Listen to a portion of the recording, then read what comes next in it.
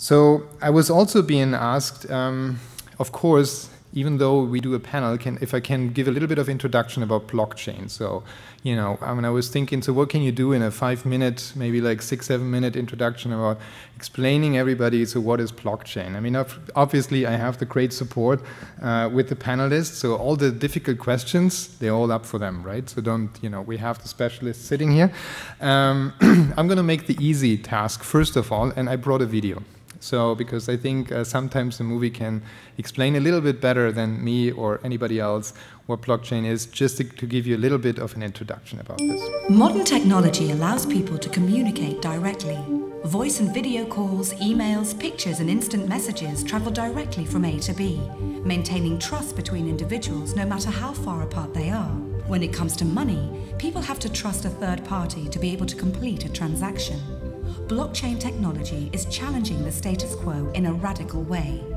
By using math and cryptography, blockchain provides an open, decentralized database of any transaction involving value, money, goods, property, work, or even votes, creating a record whose authenticity can be verified by the entire community. The future global economy will move towards one of distributed property and trust, where anyone with access to the internet can get involved in blockchain-based transactions, and third-party trust organizations may no longer be necessary. The uses of blockchain technology are endless. Some expect that in less than 10 years it will be used to collect taxes.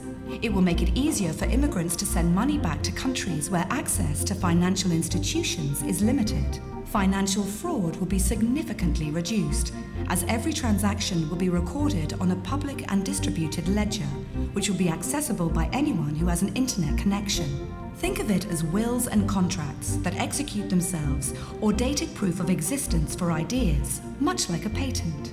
Blockchain will become a global, decentralized source of trust, but not everyone is ready to embrace it. A huge proportion of trust services, from banking to notaries, will face challenges on price, volume, and in some cases, their very survival. Public authorities could find it more and more difficult to enforce traditional financial regulations due to the new possibilities offered by the Bitcoin network to bypass traditional financial intermediaries. Unimagined new networks will evolve to meet society's needs more cheaply and potentially more securely. Will governments, financial and legal institutions embrace blockchain? What will happen to the ones who don't?